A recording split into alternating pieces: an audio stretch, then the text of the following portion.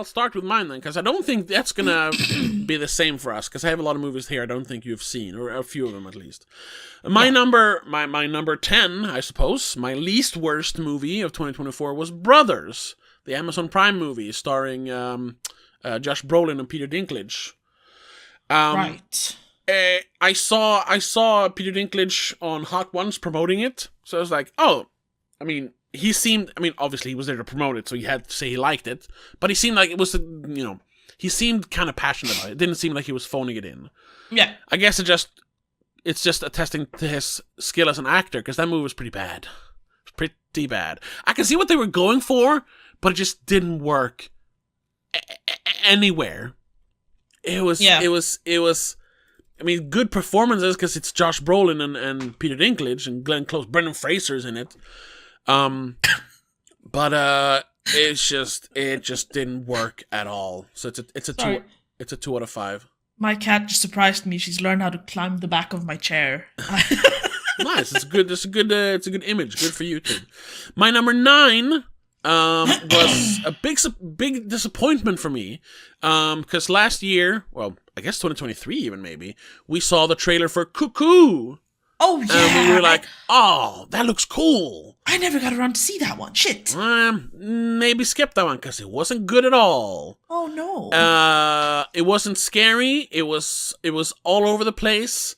For some reason, what's his name? Dan Stevens played a kooky German like scientist / psychiatrist. I don't know why. The whole like the big reveal, the big concept, the big horror of the movie just didn't work. It was just like what? Okay. Well, that's a shame. Yeah, it didn't work at all, and I never connected with the main character, which really makes it hard for you to like enjoy the movie. I just thought the main character was just a brat, an annoying fucking teenager. It's like, oh, you're one of those. Oh, it was Hunter Schafer. Right. So yeah. Unfortunately, no. And then we have on my number 8 is the movie Afraid, AI'd. You watch an AI movie? I watched an AI movie, and you hate those. And that's why I watched it. And this is probably higher up on the list, believe it or not, than it should be. I gave it 2 out of 5, which it doesn't really deserve. But it was a lot of like, see, I told you, because I was like literally screaming at the screen. The movie's terrible, but I'm so afraid of AI that I still like connected with the movie on some level. But as a movie, it's terrible. Terrible movie. It's one of those you can make the joke like, was this written by AI or what? Because the dialogue is so inane. And especially John Cho, who's a pretty good actor. He performs it as AI. He talks like this the entire movie, and you never hear any emotions in his voice, even when his family is in danger. My family is in danger. That's the whole movie. It's so weird. I think I mixed it up with another there's been a few AI internet movie, I suppose. He did one in 2018, the Searching. Searching is really good though. Okay. Searching is really good. But anyway, that's my number 8. 10, 9, 8, 7, 6, 5, 4, 3, 2, 1. No? Yeah, I had to pull up the edit so I could count them better. Oh, sorry, I miscounted. Brothers was my number 11 technically. So Cuckoo was my number 10. Oh my god. Okay, Cuckoo was number 10, sorry. So Afraid was my number 9. The Watchers is my number 8. I really didn't click with that one. I know a few people I follow on YouTube really liked it. I put it even further down. It's like, oh, really? Yeah. Way further down. I want to say, and that's something that kind of gets obfuscated because how much I dislike the ending or the third act, really. It's a really good-looking movie in the beginning. Sure. Like the first two halves, it looks really nice. It's cool, the whole mirror room in the middle of the forest and all that. But the concept, first of all, it doesn't really matter. But why does Dakota Fanning's character live in Ireland? She's an American. We never get that explained to us. Oh yeah, that's one of the questions we ask. Why not cast an Irish woman? Or at least make her have an Irish accent. Yeah, like it felt if like she can do that. It felt like you need to at least like just give us one line. I guess I was a dancer. Maybe she was an American dancer who worked for an Irish dancing company. I don't know. Whatever. I don't know. See, if you were a dancer and if you were a good dancer, you probably would have gone to London then, I guess. Or like if you want to go to an English-speaking country. Yeah. That is in America. So no, there's no. Yeah, so it immediately threw me off. I think we had a few of those like questions that we just went, like, why is this happening? Why was she there? Why was she doing that? Yeah, and then the whole third act, it went from like decent horror into like fantasy schlock. Yeah. Like, what the fuck? Spoilers with the fairies, and I was like, what the fuck? Yeah, I didn't like that. I was 1.5 for me. And then we have another one that some people put in like their top 10. It's my number 7. Sorry, 7. Alien Romulus. I hated it. I can't. It's my 12 from the bottom. So it's just above. I can't deny that some of the effects work was great. I love the fact that they went for all real sets and all that. Like, that you can actually see the puppets in the end with the big monster, the baby monster thing. Sure, but the plot is so, excuse the wording, retarded. It's so dumb. And the fact that it's yet another Alien movie that is just a copy of the original. Because it's just people on a spaceship gets attacked by a facehugger. An alien comes out and starts hunting them. They need to escape. That's every Alien movie. Even the good ones. Even Alien 3 is exactly that. And it ends in a confrontation between the main lady and the alien. Now, in that movie, they couldn't really suck them out into space, but in this one, gets sucked into space. Just like Alien. Just like Aliens. Just like Alien Resurrection. It's the same movie. All of the beats are the same, basically. Literally the same. Oh, can you tell I haven't been speaking like this in a while? Yeah. And it was so infuriatingly bad. And to see what is his name, Fede Alvarez, who actually done pretty good movies. He did the Resident Evil remake. He did Don't Breathe, which is a good movie, and he produced a couple of good movies. To see, and he talked so passionately about it, and then he just filled it up with garbage fan service and like ooh member berries. Like, what the fuck? Did he write it? I don't know. I think so. I think he wrote it with his what's it called? Partner. Yes, the writing partner, Rodo Soyo. I can't say his name. I don't know how to say his name. Yeah, that one. I think he worked on it as well. Yeah. It was just like, what happened? Because I mean, he did the Evil Dead remake, and that one avoided all of those things. So this should have been the same thing, but no, it was just fucking awful. Move on, dude. Move on. Yeah, sorry. My number. Where am I? 6, 7, 6. Yeah. 6. I 5, think 4, so. 3, 2, 1. 5, 4, 3, 2, 1. Yeah. It's The Pool Man. I didn't see that one. No. You don't have to. It's Chris Pine's directorial debut. I'm a low-key fan of Chris Pine because beyond just being like, he's starting out his career as like the pretty boy. Yeah. And then having a very eclectic career. Most people think of him as the pretty boy, but he hasn't really done any of those movies in a long time, it feels like. No. He stopped doing that after like the first couple of years. Yeah, but that's everything people remember about Chris Pine. He's one of the Chris's, you know? Yeah. But he's done a lot of like interesting stuff, like smaller parts. I really enjoy him. So when he decided to make his own movie, and it's like a weird like stoner noir, I don't know. That's the best way to explain it. It's like in the same vein, not as good as, but in the same vein of The Big Lebowski or Inherent Vice. I was like, your kind of movie. this could be something. It has Danny DeVito, Jennifer Jason Leigh, a bunch of people, Clancy Brown, Stephen Tobolowsky, and him in the main role as this super stoner trying to figure out a fucking like Los Angeles municipal mystery, sort of like Chinatown, but with a weirdo in the lead, and it just fell flat. Unfortunately, it didn't work at all. It was just bad, unfortunately. So yeah, that was a big disappointment for me. 1.5 out of 5. Number 5, 4, 3, 2, 1. Yeah, 5 is Wicked. We recently did an episode on that, and you don't need to say much more. I hate musicals. And this was, even when it comes to musicals, I know some people say this is one of the better musicals. I would say this is one of the worst musicals I've ever heard. I hated it. I hated it so much. I didn't like anything about it, except some of the sets. Number 4 is Imaginary, another movie we saw early on.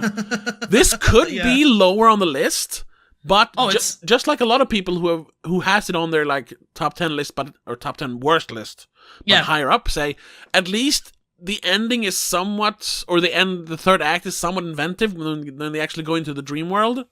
There's some fun there, but it's still dumb. Like they go into the dream world, it's like this blue glowy things.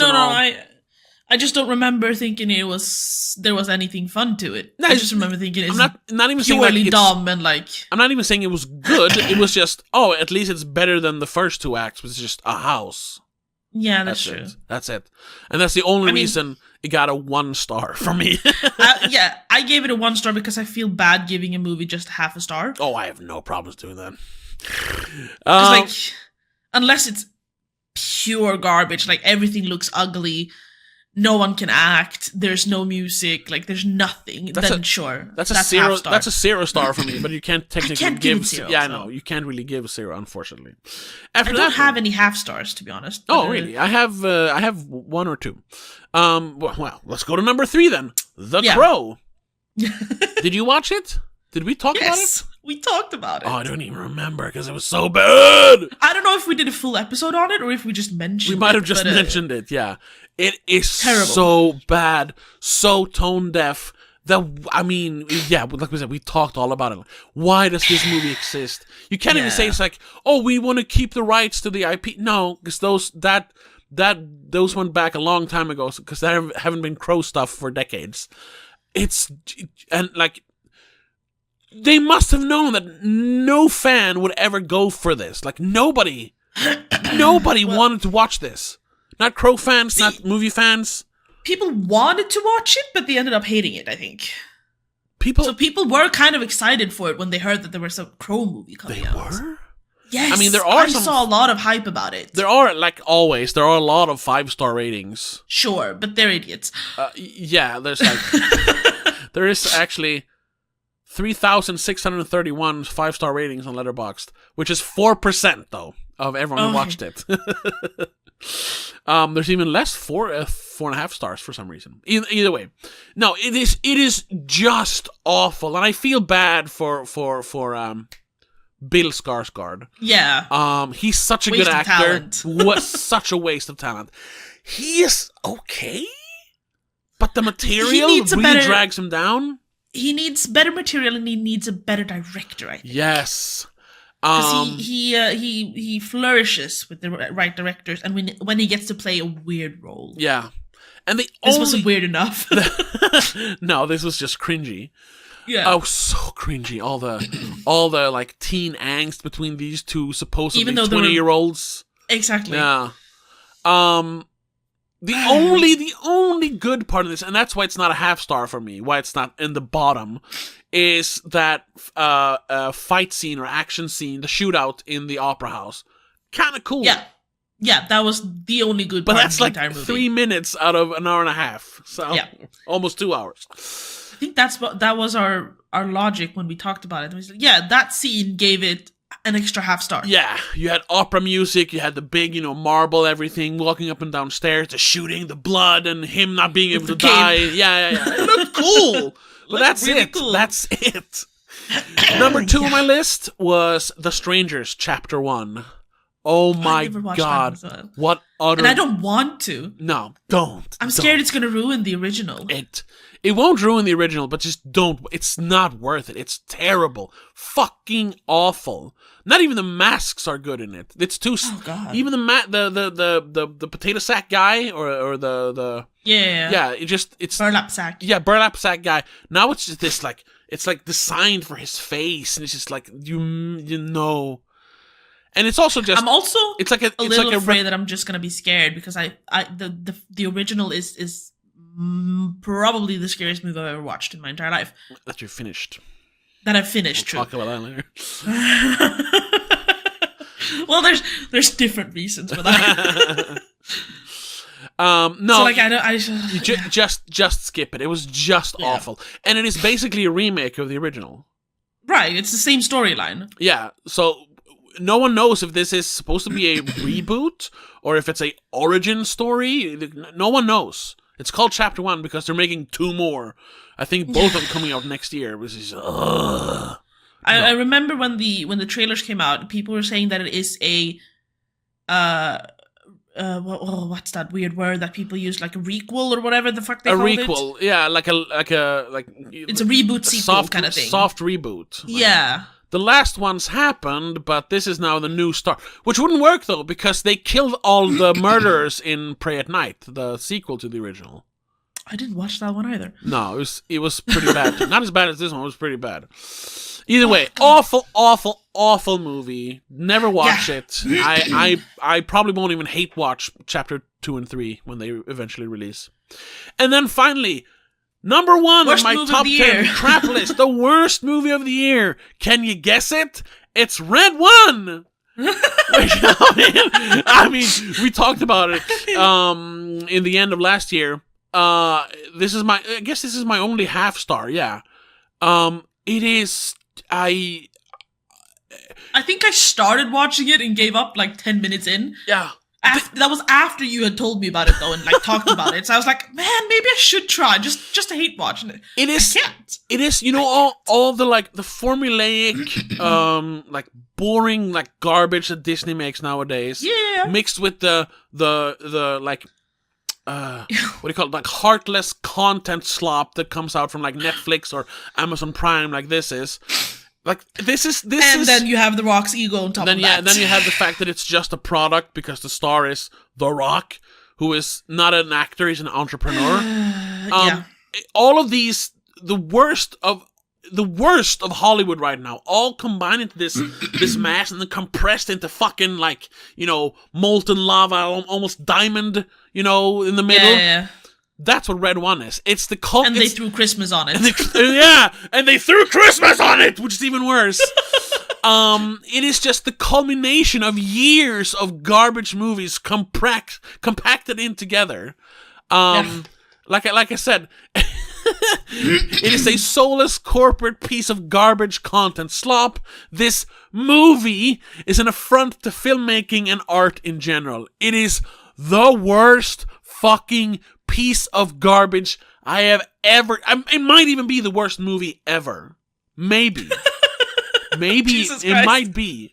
I might even watch like Shark Exorcist over this, because at least I'll show you Shark Exorcist. No. It is awful. I hate it. I don't hate a lot of movies. Like hate. I hate a lot of movies, but You talk more about it in one of our Christmas patron episodes. No, it's the first. It's a free episode. I think it's a free episode. Yeah. Okay. So yeah, watch that if you want to hear more complaints. More complaints about Red 1. Should have been Red Last or something. I don't know. Either way, those are my top 10 worst movies of the year. Top 10 worst, yes. Cuckoo, Afraid, Watchers, Alien Romulus, Poolman, Wicked, Imaginary, The Crow remake, The Strangers Chapter 1, and Red 1. That's it.